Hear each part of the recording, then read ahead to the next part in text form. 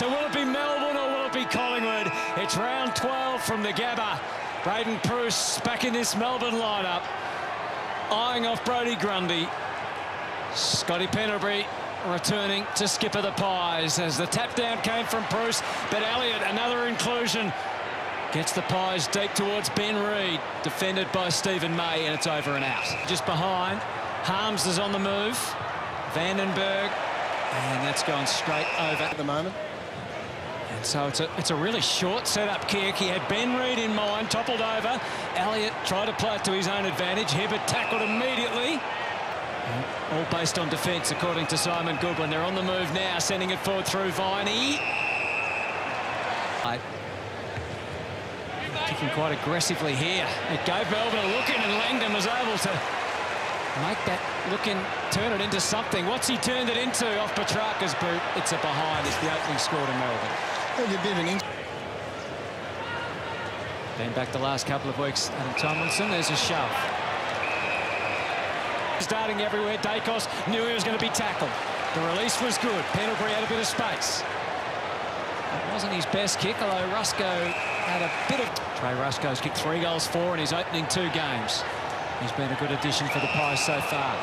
And there's some of that follow-up that we've wanted to see from Brodie Grundy. Goes for Reid. Free kick. Oliver finds Brayshaw. Decided not to press go straight away. Back to Oliver, and that's a deep kick. That'll test the defence, and Wiedemann got his hands wrapped around that. 12 goals, 7 in 6 games. He's made a significant difference to the look of Melbourne and their output as well since he's returned the first goal. Pretty good coaching then in the end. We were all asking the question, where is he? They can't score when they go inside 50, and he looks so good at stages last year. So Clayton Oliver, that's what we didn't see to start the year. So he was winning a lot of the footy. He was banging it with a handball quick. There was that red mist that was descending over him and the team. But there's 2 aspects there. There's the nuance, the composed, calm kick inside, and then the bit of space, led at the accommodating bounce, got it. Now Jones waited, Langdon, they straddled the line, in fact. It was just over. Well, that whole pass... A bit of McDonald, a bit tidier that time. Langdon scoops up the kick to half forward. Through the hands of Madgen. Moore versus Spargo. And he knew straight away. Spargo centering kick. The idea was right, and so was the execution. So really positive signs for Angus Brayshaw. He has to kick it 50 metres plus and straight. This is a fine start for the D's. Any hands-on footy, uncontested possessions through the roof here from a Melbourne point of view. The Pies are their own worst enemies right now, kicking at 25%, but this is the finish, and this is the smart heads-up play, really. Quite often that's where the vacuum of space is created, because you've got the players immediately around the ball that want to collapse back and support in the defensive 50, and the forwards haven't quite had enough time to press up and fill that area. Harms splayed out, and so Pendlebury goes to work. Found an ally in Noble, kicked his first goal a couple of weeks ago, and that one hits Cameron, who can take a contested mark. 2 goals also against the West Coast Eagles. They've played a fair bit of footy as a forward. They've got to the wing, and now they bring it into the corridor. Options for Brayshaw. One of them was Oliver. Elliott was onto it. Lyndon Dunn. Tackle came immediately, and Oliver just tucked it back under for a moment. Hoskin, Elliott slapped it away. Petrarca linked up with Viney, and now Langdon. Melksham screaming for it inboard, but Wiedemann or even Fritsch. Imagine the pressure is severe on the Pies' defence here, and Pickett pounced, and they've got 3 on the board. Now at 81%, and it's even accentuated by the fact that the Pies are going so badly by foot when they go back the other way. So they'll be right with that. They've been pretty smart and wise with the ball when it goes forward.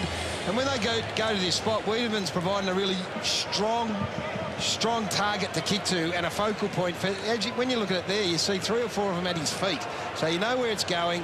You get there, you put them under pressure, and the goal is a result. So it's been a fantastic start from the Demons.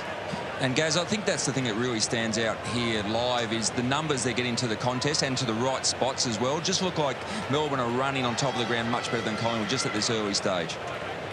Take it right back to the start of that chain. It was another really clever little kick inside from Spargo. Gets the wide call from Crisp. There was a risk in the kick initially. Fritsch disrupted. And then flicked it back cleverly to Jones.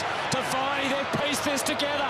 Tom McDonald turned and kicked it to the square, and it wasn't far off. So talk about games, some options. Grundy with a shallow throw.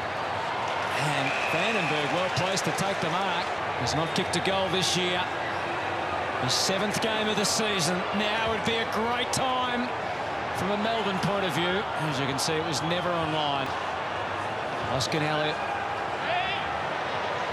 Eyes for the footy all the way from Lever. D's keep pressing. And then some more run from behind from Harms.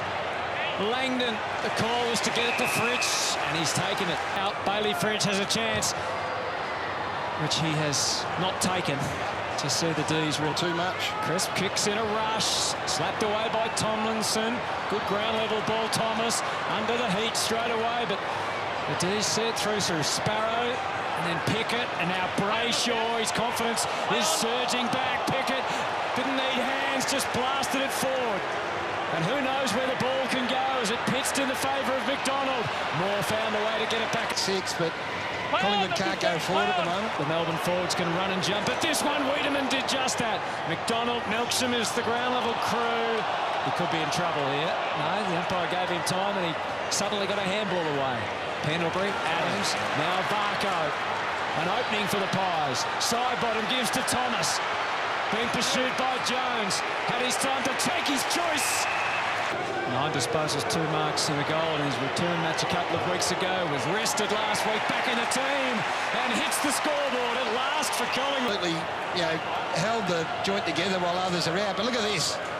That right there is what they should be showing, because that opens the field up, and I reckon that gives the players then, they will run once you see that sort of stuff. So it's provides that opportunity. There's multiple fires. Mychek bowled over Salem, and the danger, well, it's going right to the line on the Phillips kick. Reid almost May with the spoil, and the siren eventually goes so far, but Collingwood with plenty of work to do. Into the second term. Bruce in the shuffle, got the tap. Adams versus Brayshaw now. Dacos found Pendlebury. The handballs go backward to Varco, but they keep control of the footy. Dacos to Noble. And he can have a really long look into the 50. Is there something he likes? He takes it wide. Melbourne well positioned. Mychek did well. Side bottom to try and hit the target when he was aided. 4 goals, 2 in 10 games. Hasn't scored a goal since round 5 against Essendon. But now he has, straight through the middle. And it tightens up at the Gabba immediately. It'll start to hurt if Collingwood start to use the footy. And this was a really good contest. And even before that, when they exited out of there, it was a bit more precise. It was a bit more on the side. Get it back to a teammate. Wills anticipated.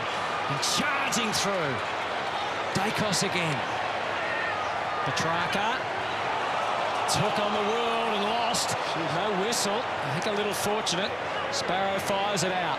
Jones able to see it through it. Did Pendlebury down hurt then? I'm not sure. Melksham curls it back into the pocket.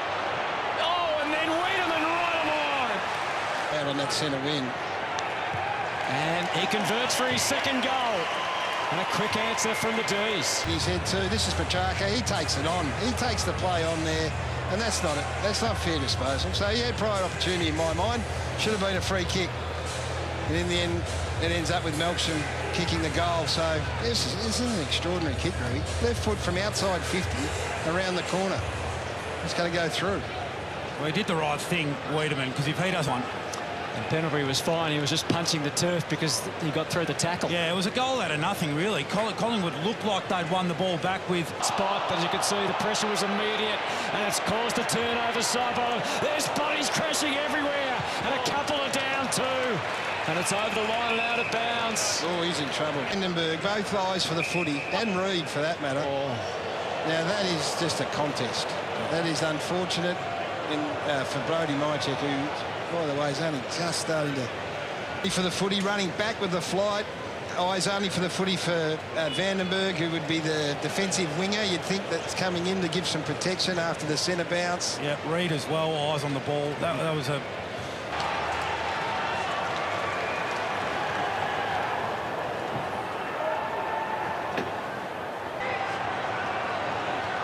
Local numbers on the wing.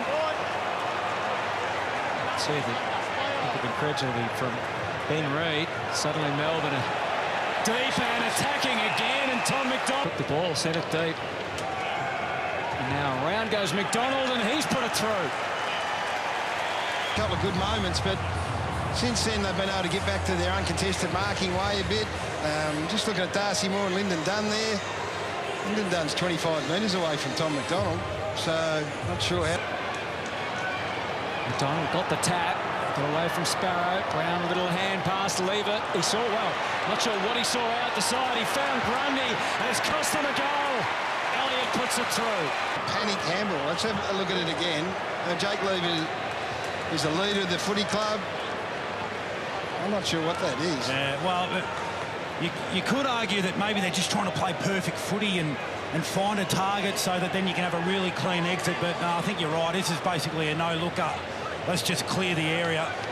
Not on your last line. Not when you Fly to Adelaide, but he's going to enjoy perhaps the benefits of that rest. Kicks his first goal. Melbourne going forward through Petrarca. Into the pocket again. Fritsch looked likely. Pickett, if he can get back on his feet, he's still a threat. And you're just never quite sure what's coming there. Melbourne have to defend a little more here. Bruce the tap. Oliver taken high by Adams. Against the Crows. Hangs it up to the wing. Petrarca. And now Melksham. They've got in behind the Pies here. This should lead to a Melbourne goal. The Eagles came back with a goal last week, and he makes no mistake there. D's have got the answers. And you'd have to say the same has occurred here. So this has gone the length of the ground. on a slow play. On a really slow play. Yeah, and you end up with Spargo out the back in a heap of space. So you wonder whether it is a defence that hasn't spent a lot of time. Noble hasn't. And it's the Pies on their way until Lockhart intervened. Rusco wore the tackle, kept it moving. Brown, Jones, right on his back. Another big tackle from Nathan Jones. Good full-bodied stuff from the veteran. On your terms, slow it down from time to time. You might turn a couple of those over. Nick Bruce is a monster man. It's a monster kick. And McDonald almost. Melksham, yes! High fives are collected immediately up. They look vulnerable, Gaz. Yeah, score from a centre-bounce throwing, but you just look at some of the space with a centre-bounce throwing. You know what I mean, Anthony? Don't look at me like that. But again, and you think I'm picking on Lyndon Dunn here, but this is not his fault. They've lost all their defensive warriors, and he hasn't played senior footy for so long. And Melbourne should be trying to exploit it, and that's just the nature of football right now. If you've got someone where you think they're a bit vulnerable, then right there. Just under 6 to go in the second term. They want more. They might get it, Oliver. Oh, just got away from Spargo at the death, but he's got it again.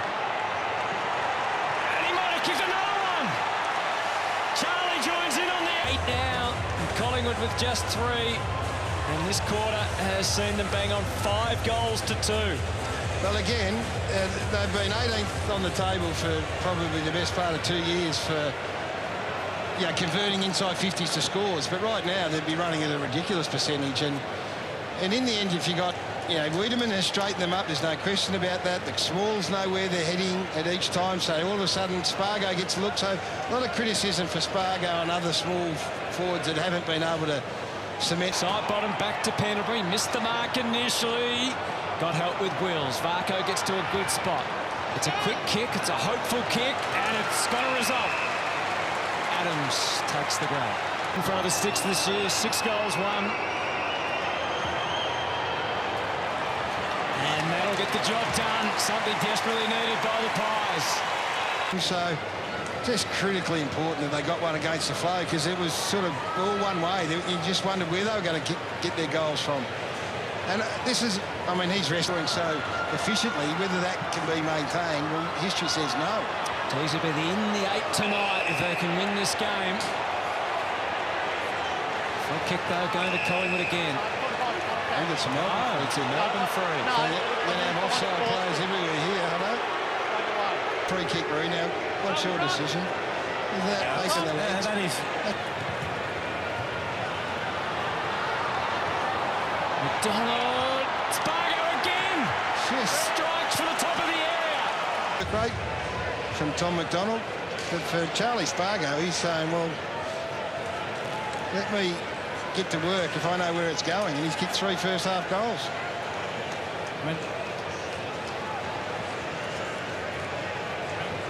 I mean, there is an absolute sea of Collingwood players there, but... And slick, and eventually Pendlebury had the space to hit up the target.